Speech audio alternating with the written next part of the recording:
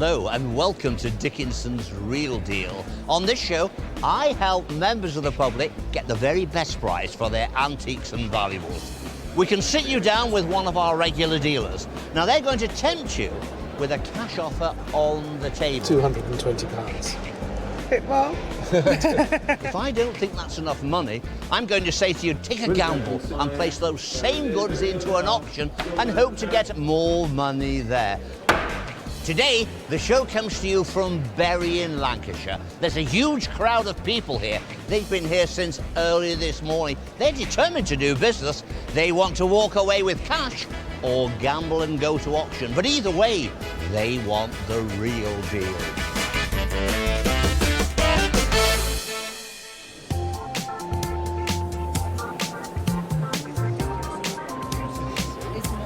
The first deal of the day, and who would have thought you'd ever see a mobile phone on an antiques programme? It'll never fit in your pocket, Corrie. So this is an early, very early mobile phone. Early 1980s. Yeah. So Peter, does this look like your mobile phone? Slightly bigger. I mean, it's been sat in the wardrobe now for a good, 20 plus years. My uncle just sort of left it and said, you know, do as you wish, get rid. So we thought, why not bring it along and have a see? Well, it's 30 odd years old, and when they were new, these were so innovative and so wonderful that you could actually stand in the middle of the field and phone somebody. And they had a huge battery, and that's the weight. So shall I just lift it and try? And I'm going to have to have quite heavy. Two hands. Very heavy. Yeah, that is really, that's the weight of a suitcase. Yeah. So it's a great big battery in there, and you had to charge it for ages, and it only lasted, what, 6, 8 hours, 10 hours? Yeah. So we've got to get to the difficult bit, and I am delaying. I am using every tactic. Yeah, I am. So I think, how much? So let's put some money on the table, and this is an absolute guess. Okay. So we're going to put 20, 40, 60. You know, I quite like to buy it just to see what the value is. Does that make sense? Yeah. Sounds like a good idea to us. So I'm going to put £70 on the table and see how you feel about it. I mean, we're getting there, aren't we? I think we're getting there. Yeah. I think we're getting there. Well, here comes David, who's going to give me a hand, because you may be getting there. I'm still at sea. David. Can you believe how far technology has changed since the 1980s? The size of these things. I do recall having one of those for business, and I think it cost about £2,500, but it was so wonderful because when you were travelling all over the country on the motorways, instead of diverting into a service station and queuing behind 6 or 8 company reps at every telephone box to make a call, you had one of these to make your own private calls. Quite amazing. The independent valuers, they value that rather lowly. They say £30, £40. I'm not so sure they're right on that. There can't be that many in existence. The question is what to do. I think what to do is grab hold of that 70 quid and get down to the pub quickly and see if there's any phone calls down there. Thank you. Well, as I said, it's sheer curiosity. If you can imagine it cost £2,500 30 years ago, not a great offer, but it's my offer. A blue instead of a red? Yeah. I'd say that'd settle it. Deal. I'd say that'd settle it. How about that? A blue instead of a red? What about 75? That is my offer. Yeah, that's fair enough. Deal. Does that sound I right? found that, yeah. Okay. Well then, thank you very much for being along. Thank you as well. And Peter, thank you. Thank you too.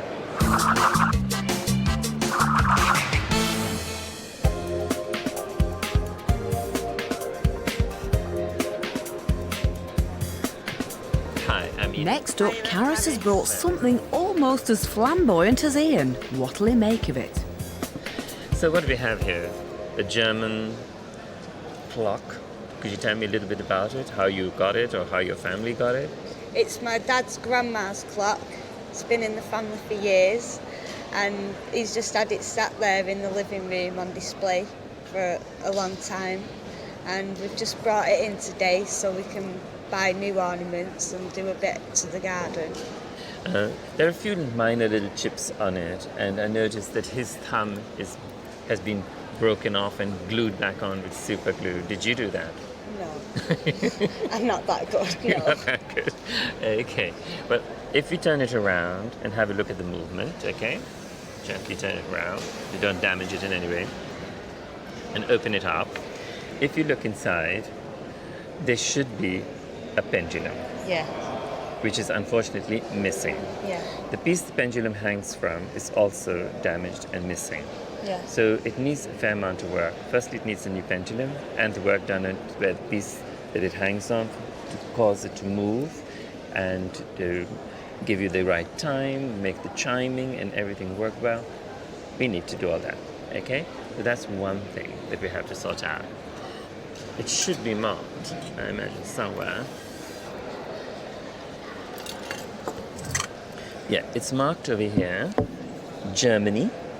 Okay, can you see that? Yeah. And then you got the cross swords, which are very blurred. It isn't a very good, clean mark.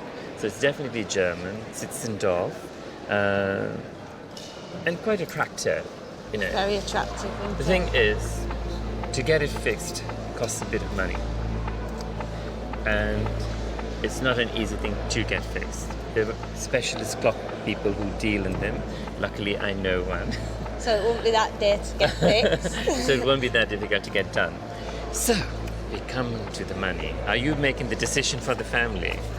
I've got a price in mind. And You've got I know a my price dad's in got mind. A price in mind. So you don't have to yeah. discuss it. I'm or- not going to discuss it. I think it's worth 50, 100, 150,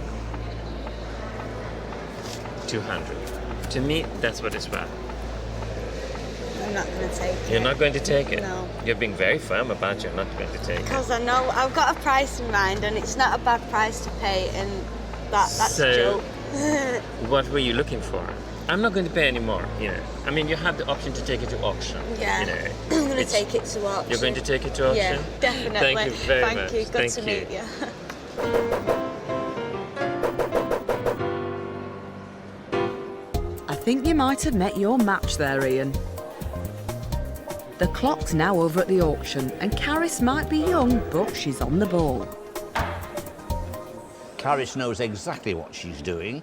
You're under instruction from your dad Yeah. because it belonged to your father. Yeah. The reserve has been raised a little bit to 300. Yeah. Why did you raise it that To little bit? protect the clock. Okay, so you've raised it to protect it, very sensible, but do you know it's also dangerous? It might not sell at that level.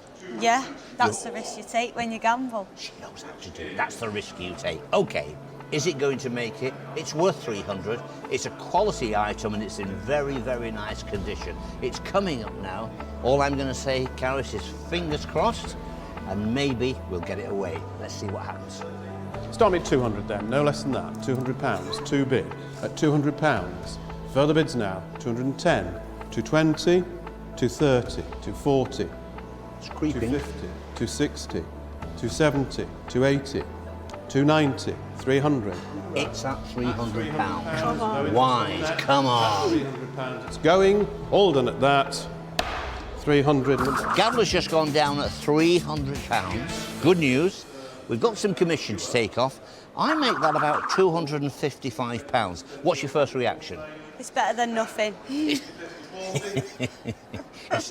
Will Dad still give you a taste, a little bit of a treat out He of this? better add do, He better yeah. add do. Well, you've heard it, Dad. You'd better add do. Okay.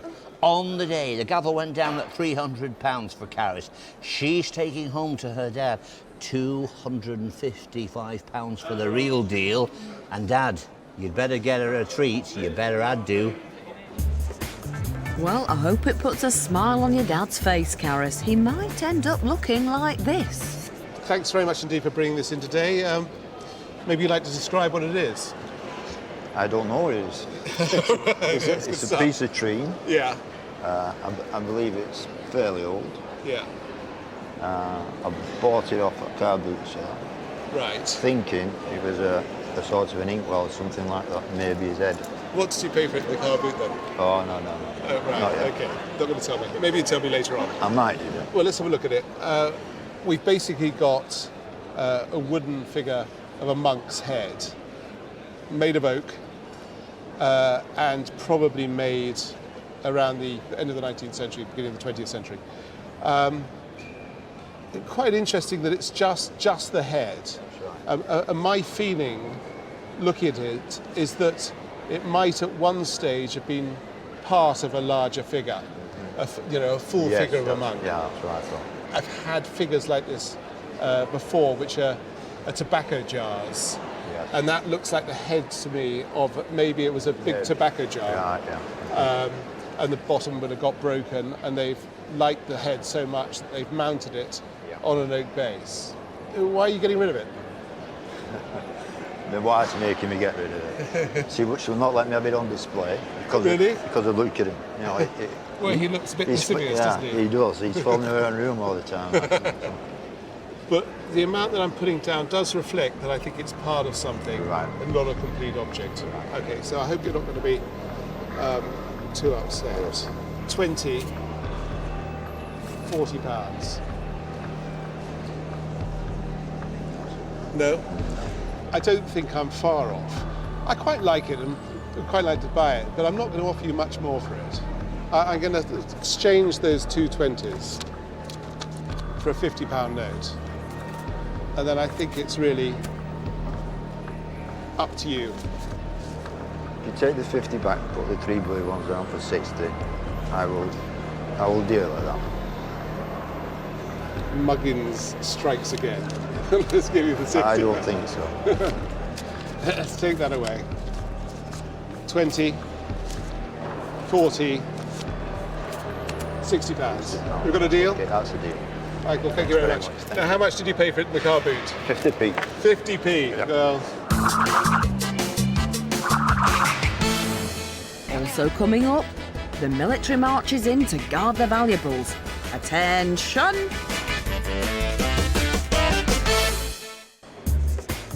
Welcome back to Dickinson's Real Deal.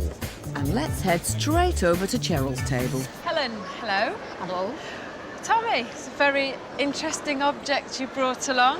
What do you know about it? Well, I got it over 40 years ago. I had an old neighbour and she was cleaning her garage out. And I went across talking to her and there was a load of stuff on the pavement. So I said, what are you doing with this? She said, oh, it's going in the bin. Well, at the time, I did a little bit of flower arranging. So I fancied if I could get this and put a stopper in there, you know, and do an arrangement round. And I did, and I used it for maybe 4 or 5 years. Okay. And then the next thing, it's gone the back of the cupboard. So are we thinking it's probably a candlestick? That's what, yeah. I mean, it's a funny looking thing, really, isn't it? So do you know anything else about this at all? Well, I noticed on the bottom it had Dicker of Sussex. Okay, and we've got some numbers here. And the glaze is lovely. It's almost like a treacle glaze to it. Well, it's got a date here. Yeah. Let's have a look. 1649. Yeah. That's very, very early. Yeah. Looking at it straight away, I don't think it is 1649, but I think it's a copy, maybe from 1910, 1920. Yeah. Sort of an old reproduction of the original. Yes. If it had been this nice early day, we'd have been talking an awful lot of money. Yeah. It's got a little nibble out of there. Quite naive sort of pottery. Yeah. I'm going to get some money out, Helen. Thank you. See what you think. It's a bit of a shot in the dark, this one, because it's a bit one on its own. Yeah. So I'll have a bit of a gamble. £20. No, I would like a little bit more than that. Okay. Everybody always says that. Do they? How about £40? Just a little bit more, if you could, if you can. How about 45? If you don't like that bid, you know you can always go to auction. Day out with David at the sale room? Not tempting? No, I don't think I'll go. What do you think about the £45? I'll take your offer. You're going to take that? Yes, I will do, yes. Well, there you are. You've got £45 for something that was stuck at the back of the cupboard. Right. Thank you very much. Well done.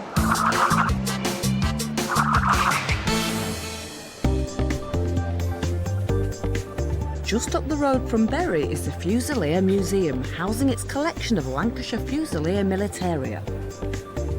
Its collection is so treasured it needs its own special guard. Let's march the Duke in to find out more. I want to introduce you to Mike Glover. Now, Mike, you are the curator of a local military museum. Let's have the full title. It's the Fusilier Museum, and it contains a collection of the Lancashire Fusiliers and the Royal Regiment of Fusiliers. Okay, you brought along, I think, some amazing objects. First of all, the memorial drums. Tell me about them.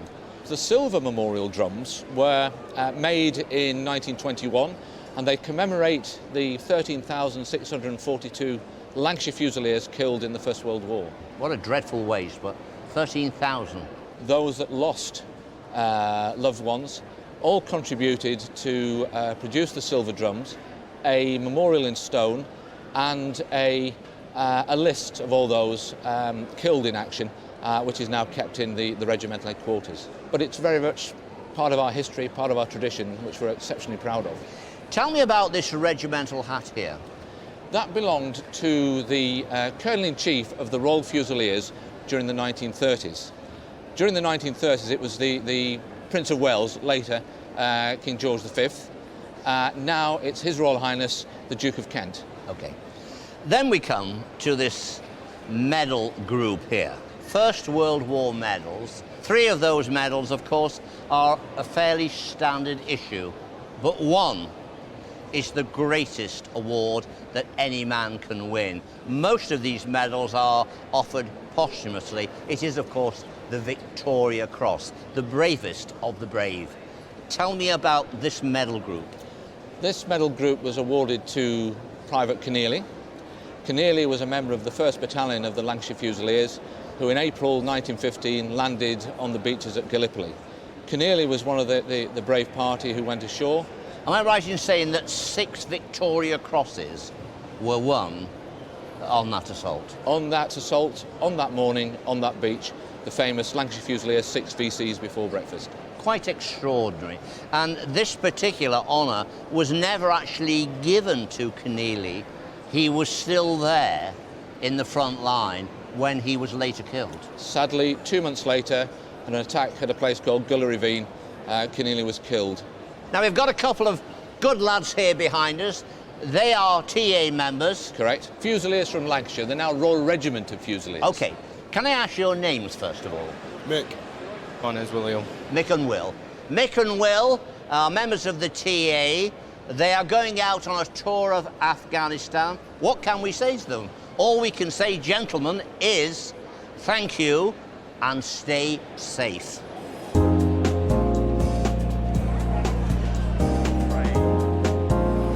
Hi, Gwyneth. I'm Corrie. Hello, Corrie.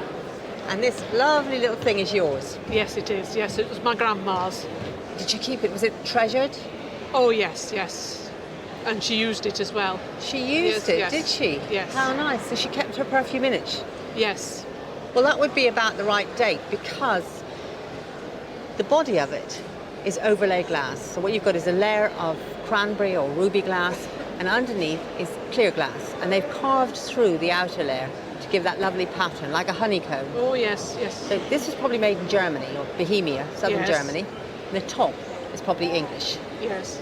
So the glass would have been sent over, and a silversmith in England would have put the top on. Oh, and right. looking Yes. at the whole thing, I would say end of the 19th century, 1880, 1890, that kind of date. Yes. And it seems to be in nice condition. I'm going to open it, and it's got a little clear Yes. glass stopper. So it's Yes. still got the original stopper, which is always really nice. Nice hinge, working perfectly. And why do you want to sell such a pretty item?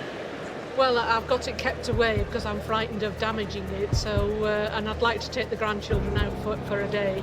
So you put some money on the table. Yes, please. Right. You put 20, 40, 60, 80, 100. I think that's a very fair offer. Do you? Yes, I do, yes. Another small one and then you've got a deal. That size? Yes, yes. You've got 110 on the table. Yes, I'm happy with that. Yes. Thank you very much and have a lovely day out with the boys. Thank you. I'm sure we will have a lovely day out. Thank you. Coming up, one luxurious gentleman's suitcase. You'd have to be a millionaire in your day to have something like that. But can David Tupman fill this case with enough notes to buy it? Welcome back to Dickinson's Real Deal from Bury. Now, in the dealer's den, Jean's hoping to raise a glass and cheer a deal from Cheryl. Now you've brought along today what looks like a very nice pair of decanters. How did you come to own these? They're from my father's side of the family, handed down. They've always been in the family, and there's no use if you know, for them at the moment, so I thought we might as well sell them. Well, I'm just going to lift them out of the coasters. I think, personally, that these haven't started off together. I think the coaster is a lot later than the decanter. Right. I think the decanter looks Victorian, if not earlier. It's a really nice quality decanter. It's a great cut glass. These coasters, as you can see, they're quite ridgy. I think these are for a bottle of wine. I don't think they're for a decanter. They are silver plated. I don't know if you know that. Although they've got the mark here that appears that it is a silver mark, it's quite a clever one. Yes. I think good quality silver plate was often marked with an almost identical set of marks to a silver mark, but these are definitely silver plates, so that will reflect in my offer. Right, Jean, okay. Pop it here so we can see. 20, 40, £60. Oh, that's a little lower than I expected. A little lower than you thought. Yes. I'm going to put another 20 down because the more I look at these, the more I do like them. So how about £80 in cash? But it's a little low, that. David, over to you. Well, we've got two estimations. They are saying 130, 180, 150, 250. Yes. A pair of match decanters, a few little nibbles on the stoppers, but still a very good tight fit, so the liquor won't evaporate. So what are they worth? I would have thought if you could get somewhere between the 130 and the 180, perhaps say 150, two decanters, two coasters. Yes, yes. Probably about their money. Thank you very much. Thank you. Yes. So I've got a bit further to go then, yes, Jean, have I? Right, okay. Well, there's 100, and that's 120. So that's not far off. You're getting 150 in the sale room. But that's in cash today. How about another 20? We've got a deal. No. 10. 10 and we've got a deal. Let's see if we've got a 10. Right, we've got a 10. So if we put this down, we've got a deal. You're a bit of a wheeler dealer, you are. Thank you. Well done. Thank you.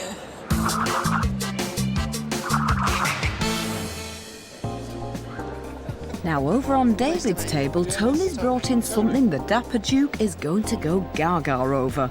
He's standing on the sidelines with auctioneer Max Blackmore. Let's see what happens. A bag. Yeah. What can you tell us about it? I got it from a market in Eccleston. I bought it because it was complete. When you open it and stay inside, it's a nice thing. Well, let's have a look at it. We've got, it's basically pigskin travelling bag. Would be used late Victorian when in the days when you have porters at the station. Not used these days because to carry this around without the wheels, incredibly heavy thing. So the days when people were wealthy and had people to carry their bags for them. So let's open it up, and there we have inside. We have ivory brushes, ivory scissors and razors, and it's basically a gentleman's bag for travelling around. Silver cigarette case, and if we take this out and turn it round, if you can help me behind the other side there, we can show silver top bottles. At the end we have a drinking flask. Unfortunately, look at the drinking flask. The bottom isn't silver, isn't marked, which is unusual, really. And if we look at the hallmarks, we can see that it's dated 1882. Very good quality, made by Mappin & Webb, who is, is one of the best makers, and would have cost a lot of money in 1882. This would have been a very expensive thing for a gentleman to have. Max, how saleable is something like that? They're still pretty popular. Personally, I think if the case were a different kind of leather, perhaps a bit more showy, then it would be a lot more money. How are you going to value that? Well, I've put £450 to £600 on the case. Okay. David Tupman is an international antique dealer. He knows this type of merchandise. I would have thought this could be his cup of tea. Let's see what he places on the table. Well, you have an idea about what you want for it, presumably? I have. Shall I put some money on the table and see? That would be nice. 50, 100, 150, 200, 250, £300. No, that wouldn't buy it. That's not going to buy it. Well, we have a gentleman coming. Well, I'm rather surprised at that offer, because what we're seeing here is something which is fabulous. You'd have to be a millionaire in your day to have something like that. A gentleman's travelling case, complete, I have to say, with all its fittings. The question is, how usable, how desirable? Well, our independent valuers say £500 to £700. There is a lower estimation of £450 to £600. I think £300 is too low. So I'm going to say 5 to 7, realistic. I'm going to put a little bit more money on the table, but I'm not going to put that much more money on the table. Okay. I'm going to go, we've got 300 there, 320, 340, 360, £380, and that's my lot. Put another 20 on it. No, you can have that it. is my final offer. I have to say no then. All right. Thank you very much. Well, very best of luck at all. I hope it does very well for you. Thank you. Tell us, what did you pay for it? 200. Could have been a good profit, but there we go. Good luck at auction. Thank you.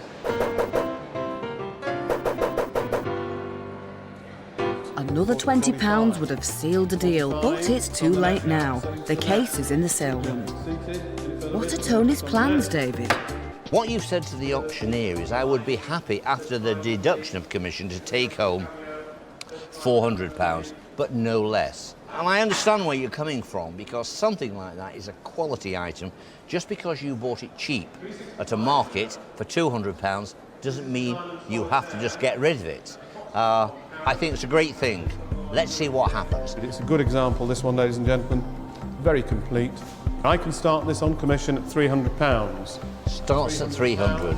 It's less than you will accept. Are there bidders in the room? Find out. 340. At £340. Any further bids now? At £340. We're not in the market at that. Cannot sell at that. Further bids necessary. Any further bids now? No? The gamble has gone down. It got up to 340, but that was not good enough. What's your feelings about it? I'm happy enough to keep it. I'd have liked it to have sold, but Yes. I'm happy enough to keep it. Okay. There's always another day, but the real deal was at the dealer's day with David Tupman. £380. Dave, you were on the money, mate.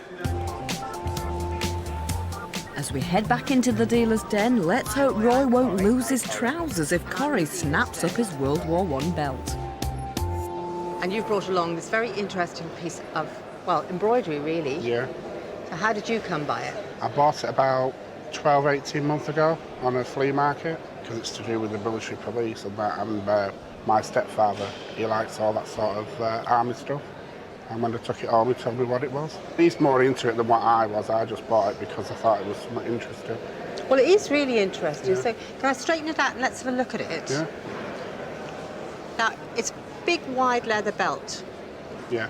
And it's embroidered in wool with a velvet panel in the middle. And I'm going to turn this around so that we can see the panel in the middle. So you get the buckles towards you. Okay. And so I would guess that this belonged to a man who was in the military police. Yeah, I would presume so. First World War. Yeah. And here we've got the flags of the Allies. Yeah.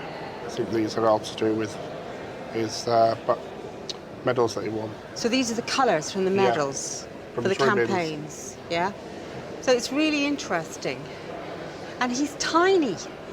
I mean, Yeah. he's no bigger than me. Very small waist. He's tiny little waist. Just look at the size of this. Poor child.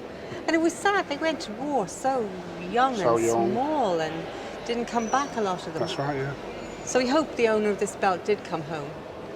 Yeah, I hope so. I do too. I think it's extraordinary. I think it's very poignant. I think it's in lovely condition. Let's put some money on the table and let's see how you feel about... I'm going to put 20,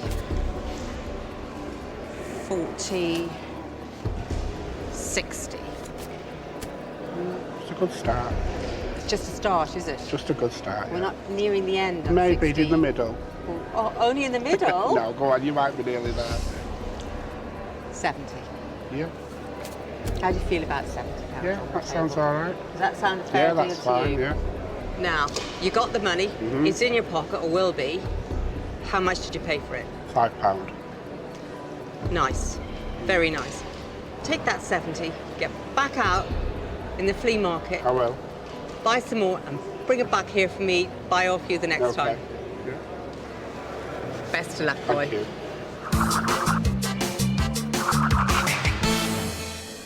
Coming up, Ian gets his hands on something flashy. It looks the part. But will flash equal cash? What do I pay you for? Find out in a moment. Welcome back to Dickinson's Real Deal from Bury in Lancashire.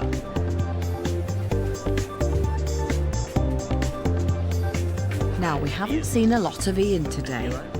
But like the magpie he is, he's found the sparkliest object of the day for our final deal.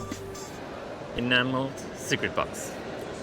And looks in pretty good condition, but if I look too closely, some of the enamel is damaged. And where did you acquire it? I like boxes, and I go around a lot of car boots and flea markets and sales and that type of thing. And it was one of the items that caught my eye. But in a car boot sale? Yes, it was, yeah. Wonderful. And how many do you have in your collection of boxes? Oh, they're all different. We have a little bit of Treen, or there were quite a few. I've got a couple of gold boxes, but that one. Where is the gold box? I don't think it'd be of interest to you. Ian. Okay, so you have a few in your collection, and what made you choose to sell it? Because it's the one that I thought like. that you'd be the most interested in. Because, you know, it looks the part. Okay. I mean, the inside is not too bad, really. You know, the elastic seemed They're better optional. Dave. Did you do that? They're optional, yes. Okay, you did that. Yes. I didn't think it was original. But you did a good job. We forgive you for it. Generally, it's in pretty good condition. I'm going to assume that it is silver. You know,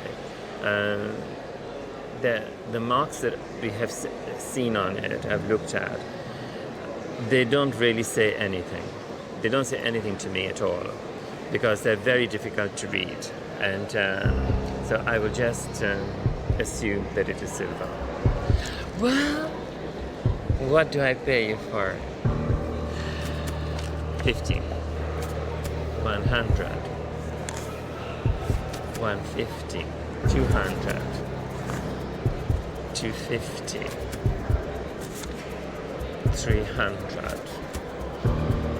Let me ask you first of all, are you a bit surprised with £300 on the table, or is that within the expectation where you valued it at? It's within the expectations of the first offer, yes. Okay. Well, let me tell you what the independent valuers and the auctioneer say. The lowest estimate is £300 to £500. The best estimate is £400 to £600. And what's of course got the juices going is the decoration on that looks very much like Russian decoration, in particular Fabergé. Now, there certainly is not a Fabergé mark on there, a workmaster's mark. Probably Czechoslovakian, the old Czech Republic. You immediately saw Ian moving those £50. Did you see the speed of the hand? They came out certainly more quickly than they normally do. So that probably gives you an indication something desirable on the table. I'll leave it with you. So we have 300 on the table, and I'm prepared to go to 350. So 350 is what I'm looking at paying for. I need a little bit more than that, to be honest. You need a little bit more. I'd go another £50, making it 400, which I can put on the table to make it absolutely positive that's what I would pay. But I wouldn't go further than 400 because I need to restore it and sell it and make a profit. I understand that. Okay, I think it's a fair offer. Could you not go another 50? Yeah. I think if you want to take the gamble, by all means, take the gamble and see what happens. I think that's what we'll do, Ian. Okay, so it's off to auction. Fantastic. Have a great time, and I hope it makes you a lot of money in auction. And may I ask you a very rude question? What did you pay for it? I paid £15 for it. £15 for it. 1 So you five. were making a fantastic profit anyway. But it's a beautiful box. I know I'm not going to come across it a second time.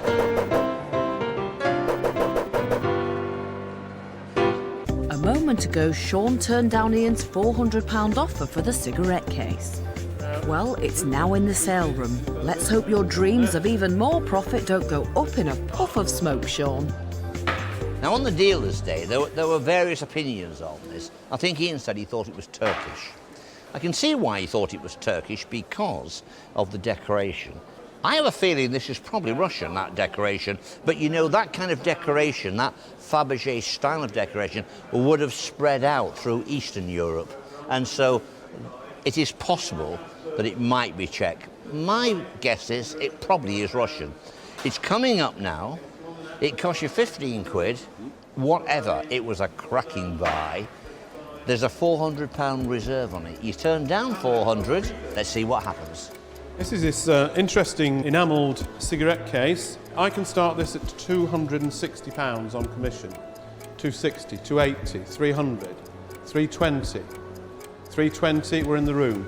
340 on the net, 360, 380, 400, 420, 440, 460, 480, 500, 520, 540, 560, 580, 580 on the net then, 600, 600. Now, fresh bidder in the room here. No, they're coming out from behind pillars. I'll have a bid at that. I'll have a bid at that. 660, 680, 680, we're in the room.